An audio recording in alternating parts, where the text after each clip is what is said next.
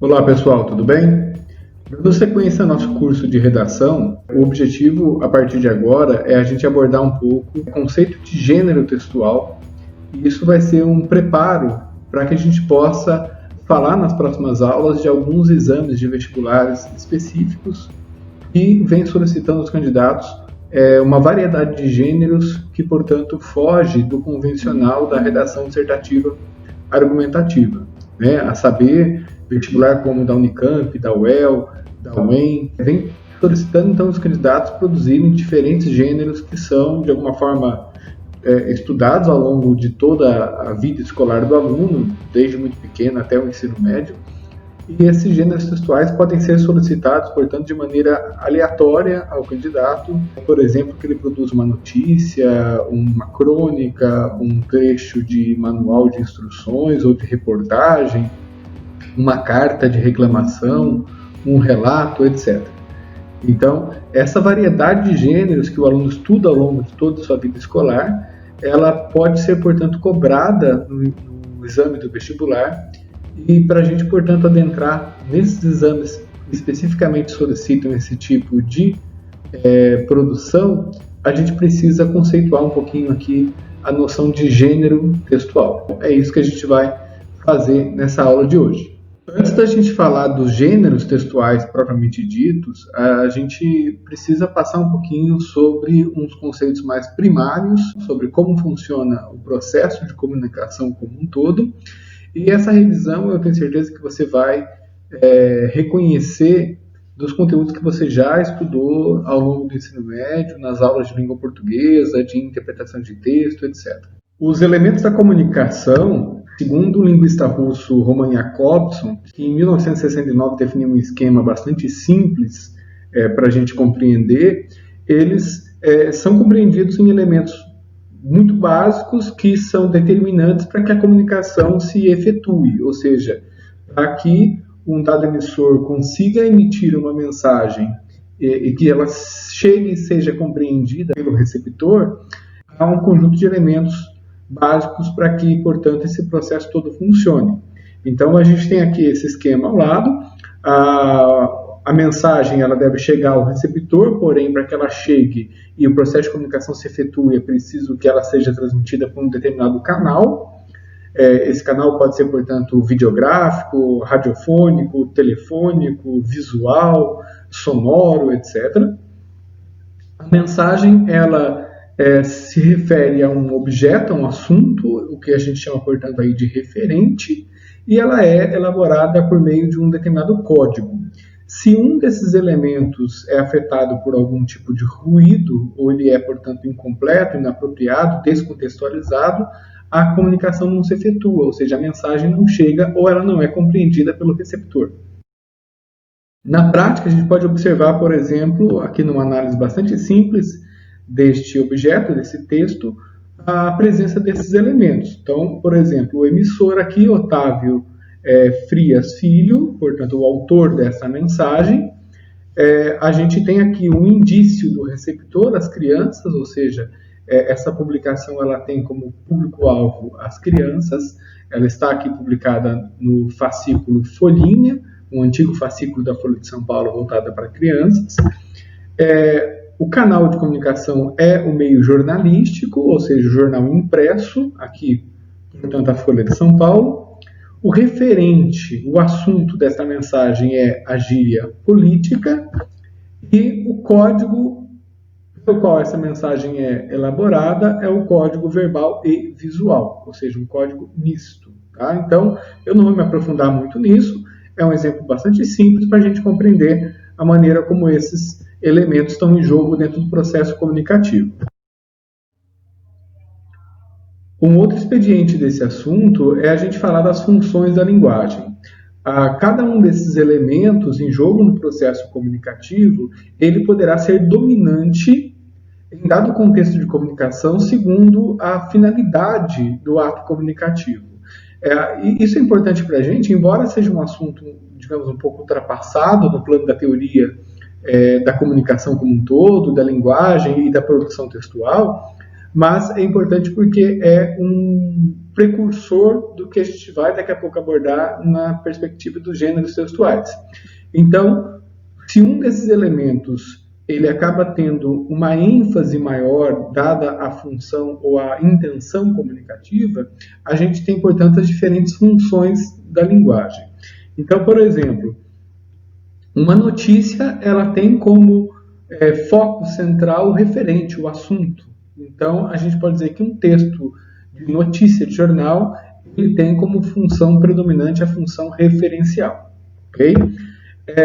Um texto que tenha o emissor como foco da mensagem, por exemplo, um texto, uma poesia, um diário íntimo, em que a mensagem, portanto, se volta a falar do próprio emissor, nós temos, nesse caso, uma mensagem com foco na função emotiva da linguagem. Uma mensagem cujo foco ou objeto seja o meu receptor, aí chamamos de função conativa da linguagem. Uma mensagem cujo foco seja o próprio código, um texto, por exemplo, de dicionário, uma gramática, um filme que fala sobre a própria cinedramaturgia, a gente tem, portanto, uma mensagem cuja função predominante é a função metalinguística. Se o foco da mensagem é o próprio canal, eu estou testando o canal, alô, você está me ouvindo? Eu estou, portanto, dando ênfase à função fática da linguagem, quando, portanto, a mensagem se volta para o canal. E quando a mensagem se volta para o próprio processo de construção da mensagem, aí temos a função poética da linguagem. Bom, só para fazer um último parênteses aqui no plano dessa teoria, toda a busca dos formalistas russos, né, grupo do qual participava Roman Jakobson, na elaboração desse esquema, desse estudo todo, era compreender a mensagem poética. Só que até chegar lá, portanto, esquematizaram todo esse processo de comunicação dado aí nesses conceitos que vocês acabaram de ver, tá certo? Mas quais são as limitações do esquema do Jakobson? Esse esquema, como eu disse agora há pouco, ele é de alguma forma ultrapassado, mas, embora seja como precursor importante para a gente dar o passo adiante. Vamos começar aqui com o primeiro teste. Essa aqui é uma propaganda, uma peça publicitária de humor. Ela veiculou há uma época, bom tempo atrás, na internet, por um site de humor que se chamava Desencanes. E a gente tem aqui um ponto interessante de um fato linguístico interessante para a gente analisar. A propaganda diz: se sua mãe estivesse com dor de cabeça naquele dia, você não existiria. Uma homenagem da aspirina ao Dia das Mães. A gente pode lançar algumas perguntas. Qualquer um pode compreender essa mensagem? Ou seja, qualquer indivíduo de qualquer idade, de qualquer cultura, enfim, independe da sua bagagem de conhecimento e cultura para compreender essa mensagem? Que conhecimentos o receptor precisa de ter para que a comunicação faça sentido, né? A gente joga isso numa sala de crianças de 10 anos de idade, pouquíssimo deles vão entender essa mensagem. E o foco está, portanto, na compreensão aí da expressão naquele dia, ou seja, o referente da expressão naquele dia, ele pode não estar ou não ser compartilhado entre emissor e receptor. Se o receptor não compartilha desse referente, portanto, a comunicação não se efetua. Lógico que isso, de alguma forma, estava abordado no esquema comunicativo que a gente viu agora há pouco, né? Eu disse que se um dos elementos da comunicação for afetado por algum ruído, a comunicação não se efetua. Mas o que o Jakobson não deu conta de explicar? Quais são as conjunturas desses ruídos, né? Então, ou seja, o que leva o indivíduo, por exemplo, a não deter em seus conhecimentos ou não compartilhar o referente da expressão naquele dia, nesse contexto aqui, para que acabe não compreendendo a mensagem, entende? Então, a gente precisa tornar esse esquema um pouco mais complexo para dar conta dessas explicações. Quais são as limitações, então, do esquema do Jakobson? Emissor e receptor não ocupam posições fixas, mas eles são alternantes o tempo todo, né? As trocas de turno de fala são constantes. O receptor não é passivo diante da produção da mensagem. A gente vai ver como que o receptor acaba atuando na elaboração da própria mensagem também. E o sentido da mensagem é, portanto, codeterminado por fatores contextuais, ideológicos, culturais que envolvem os falantes. A gente pode, portanto, aqui tentar reformular esse esquema do Jacobson e torná-lo um pouco mais complexo nessa estrutura aqui, acrescentando elementos que talvez tenham faltado para explicar algo do processo comunicativo de maneira um pouco mais aprofundada.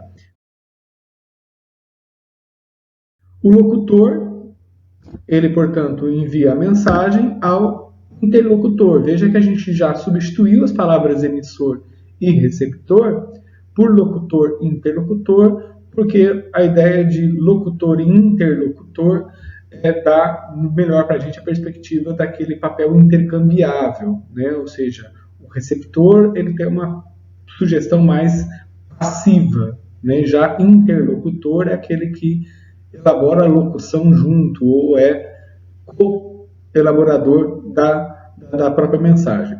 Os demais elementos se mantêm como referente, código, canal, que eles são apropriados. Mas, como dito, esse processo ele é unidirecional e fluido dessa forma? Não. Esse processo, de alguma forma, ele é também interferido, afetado pela intenção do locutor e pelo contexto em que esta comunicação se dá.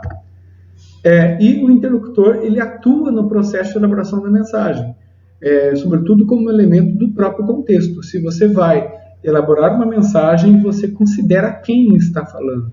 E esta consideração sobre quem é o seu interlocutor interfere na maneira como a sua mensagem será elaborada, né? Acho que isso, para a gente, hoje em dia, é extremamente de fácil compreensão, né? Ou seja, eu considero com quem eu estou falando e elaboro a mensagem de acordo com as expectativas que eu tenho em relação a isso.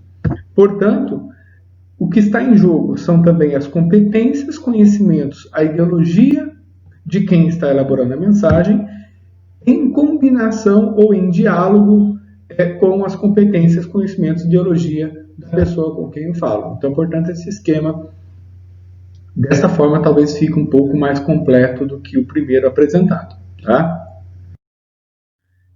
Agora a gente pode, portanto, partir para os gêneros textuais. A gente vai ver que acaba sendo um ponto de desenvolvimento e evolução em relação à forma como anteriormente a gente falou do processo comunicativo. Tá? O conceito aqui importante é de práticas sociais. Toda sociedade ela se organiza por práticas sociais que definem um conjunto de atividades a desempenhar.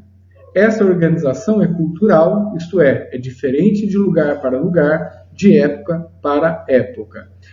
Vamos a alguns exemplos para isso ser melhor compreendido. Um jovem brasileiro de classe média participa em seu dia a dia de algumas práticas sociais, né, como trabalho, estudos, culto religioso, esporte, lazer. Se eu agora considero um jovem de uma tribo indígena, eu vou dizer que ele participa de práticas sociais distintas, como pesca, produção artesanal para subsistência, o que não se define exatamente como trabalho, né, como venda da sua força de trabalho, é uma prática de subsistência, rituais sagrados que envolvem dança, música, mas que não são semelhantes à dança e à música como prática de lazer de um jovem de classe média da vida urbana. Né, ou de um jovem da vida urbana de uma forma geral. Okay? Portanto, as práticas sociais elas são definidas pela cultura e pela história onde elas se realizam. Bom, uma vez compreendido que as práticas sociais envolvem determinadas ações em indivíduos, a gente, portanto, precisa compreender como que a linguagem opera dentro das práticas sociais e aí, portanto, chegaremos aos textos.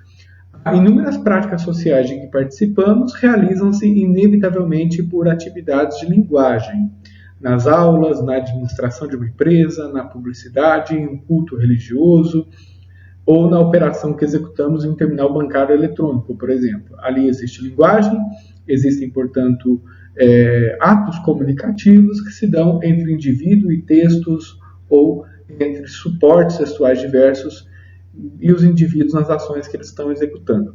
Nessas atividades, deparamos-nos com textos que nos informam, instruem, ensinam ou solicitam nossas ações. Uma compreensão importante é que esses diversos textos com os quais a gente se depara no dia a dia, nas diversas situações, eles não são exatamente iguais, eles não são aleatórios, né, e nem são mesmo semelhantes em ambientes distintos. A gente tem, portanto, que incluir agora o conceito de esfera social. As esferas sociais são os espaços ou campos de atuação onde as práticas sociais acontecem. Por exemplo, a gente pode falar aqui da esfera política, da esfera jurídica, da esfera administrativa, escolar, esportiva, religiosa, científica, etc. E as linguagens e os textos que circulam nas diferentes esferas são adequados a esses contextos ou situações que não são, portanto, os mesmos. Por exemplo, se eu pego um dado formato de texto específico ou gênero textual, formulário. Um formulário, portanto, enquanto um texto com campos previamente preenchidos, itens que solicitam, portanto, ao leitor o preenchimento de informações específicas, esse formulário ele não é o mesmo ou não é igual jamais se eu penso diferentes esferas. Um formulário que eu preencho dentro de uma agência bancária, ele vai ser sempre diferente na linguagem, no foco temático, na estrutura, de um formulário que eu preencho no balcão de uma clínica médica. Eu estou, portanto, em esferas de atuação distintas e os gêneros textuais vão configurar-se com formas distintas também. Um último exemplo, um relatório.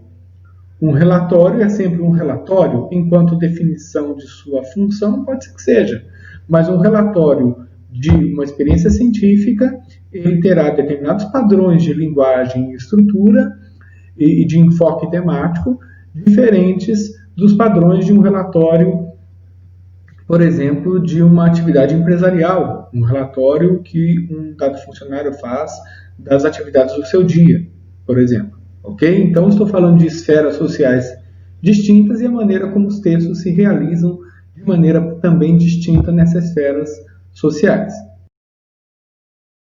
Os formulários, requerimentos, memorandos, ofícios e atas são específicos da esfera burocrática e constituem, ao mesmo tempo, o modo pelo qual a burocracia funciona, para a gente dar mais um exemplo. E cada um desses textos possui finalidades específicas, regras de formação, estrutura e linguagem pré-determinadas. São esses aspectos que constituem um gênero textual. Então, o que me permite diferenciar um texto do outro? Aspectos, portanto, ligados à sua finalidade, formação ou estrutura, linguagem, são elementos que permitem diferenciar um gênero do outro. Por exemplo, aqui nessa tirinha do Recruta Zero, temos então o seguinte diálogo. A correspondência chegou? Não. A não ser que você chame contas e panfletos de correspondência. A gente tem, portanto, aqui um debate criminológico em torno do conceito de correspondência. Então, correspondência é algo que significa genericamente o quê? Genericamente tudo que chega pela caixinha do correio, né? E não, define um certo agrupamento de textos, pelo menos ao que se refere aqui o Recruta Zero, de cartas, né? Ou seja, de textos que sejam do interesse específico do indivíduo.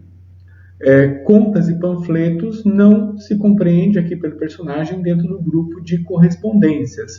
A gente não precisa fechar se isso está certo ou está errado. O que eu quero dizer é o seguinte, é a preocupação, portanto, que nós temos, enquanto indivíduos na vida social, de definirmos os textos com os quais estamos nos relacionando, os textos com os quais lidamos no dia a dia. Essa atitude de definir o texto, nomeá-lo e diferenciá-lo em relação a outros, é, portanto, um ato de reflexão sobre o gênero textual. muito frequentemente se confundem os conceitos de tipo e gênero textual. Eu sei que agora é um aprofundamento um pouco teórico, mas é importante para a gente não confundir isso lá na frente, tá certo? O que é o tipo textual? O que são os tipos textuais? Aqui definidos dessa forma, então, enquanto construtos teóricos definidos por propriedades linguísticas intrínsecas. Tá? Daqui a pouco isso aqui se esclarece. Constituem sequências linguísticas ou sequências de enunciados e não são textos empíricos. Ou seja, quando a gente se refere a tipos, a gente não está falando de textos reais que circulam por aí, em texto enquanto concretização, mas a gente está falando em termos de estruturas linguísticas que poderão aparecer nos textos. Tá? Já é hora da gente fazer o paralelo aqui com gêneros textuais. Gêneros já são, portanto, realizações linguísticas concretas, ou seja, os textos palpáveis, visíveis, que a gente tem na vida social, definidas por propriedades sociocomunicativas, e constituem textos empiricamente realizados, cumprindo funções em situações comunicativas. Então, gêneros textuais são textos que se realizam concretamente nas situações comunicativas e atendem a determinadas funções. Os tipos se referem a sequências linguísticas que eu vou encontrar dentro dos gêneros textuais. Tá? Calma lá, que isso aqui talvez se esclareça em seguida.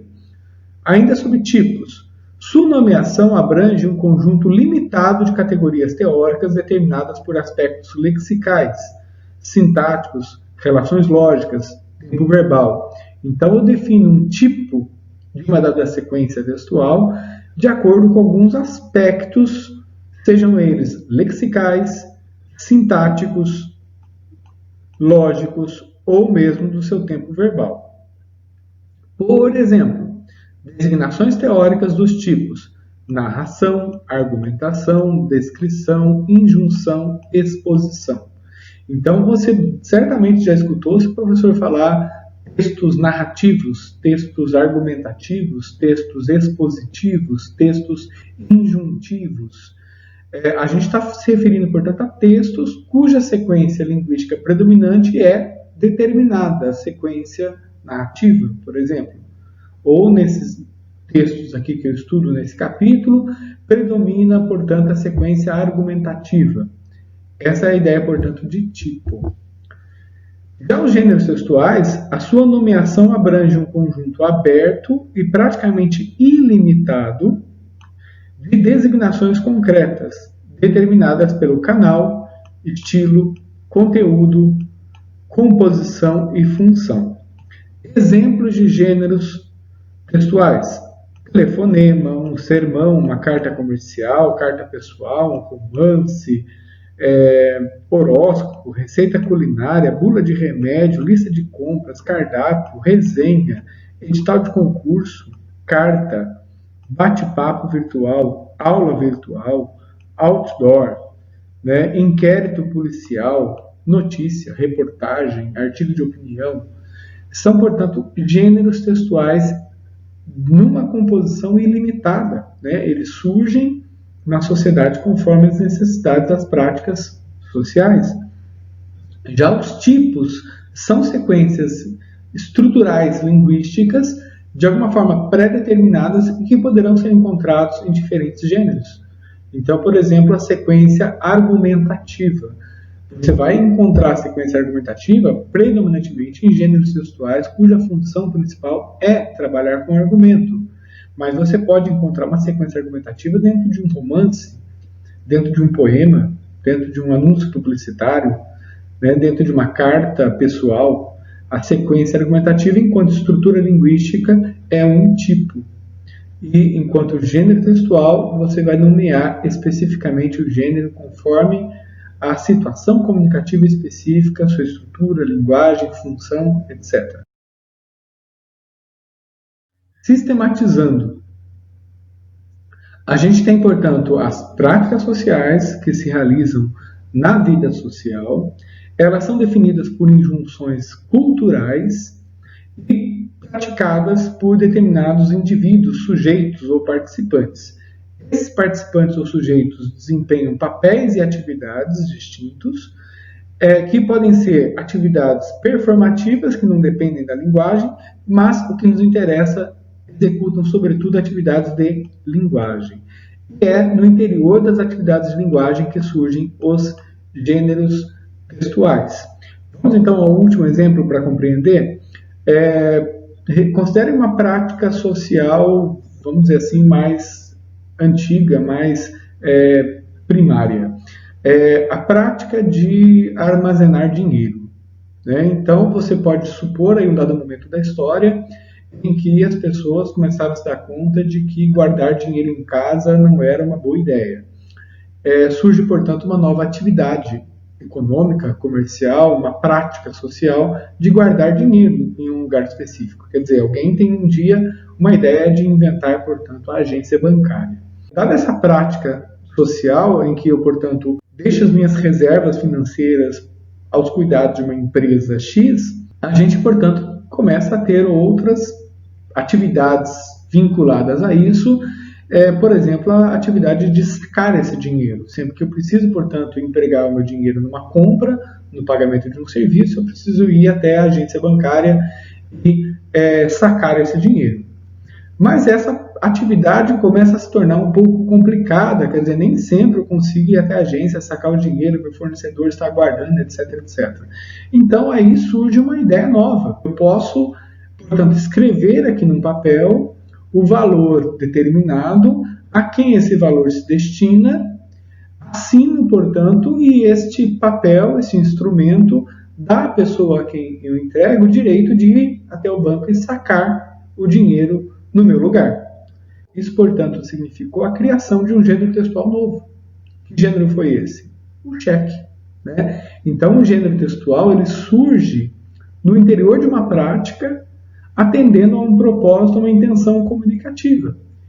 E o cheque ele é um gênero textual na tipologia, digamos assim, de um formulário com campos pré-preenchidos, né? E de uma função bastante estrita dentro da prática social bancária, da prática social da atividade comercial bancária. Então, essa narrativa simples que eu faço para vocês aqui procura mostrar de que maneira a gente parte de uma prática social para uma atividade de linguagem, ou seja, aquela na qual eu enuncio a um fornecedor o direito de sacar um dinheiro em meu nome, e isso, portanto, realiza-se concretamente num gênero textual, uma folha de cheque. Tá? Eu poderia dar exemplos bem mais complexos, envolvendo textos maiores, mas o objetivo aqui é trabalharmos com um conceito. Tá certo? Bom, pessoal, é isso. Espero ter dado a vocês a chance de falar um pouquinho sobre o gênero textual enquanto conceito, enquanto assunto, que vai ser importantíssimo para a gente depois adentrar em alguns exames de vestibulares específicos, como o INCAMP, o UEL, o EN, que solicitam uma variedade de gêneros aos seus candidatos, tá bom? Espero que vocês tenham gostado. Podem aqui continuar no canal, olhar os outros vídeos que estão aqui disponibilizados. O nosso curso ele acontece com essa pequena parte aqui teórica do vídeo no canal do YouTube, depois ele prossegue numa atividade de interação por videochamada, com exercícios, com proposta de redação, com dúvidas, etc. Tá bom? Qualquer dúvida, comente aí embaixo, estabeleça o contato para a gente ver como faz para você entrar dentro desse projeto também, tá bom? Muito obrigado, abraço, até mais!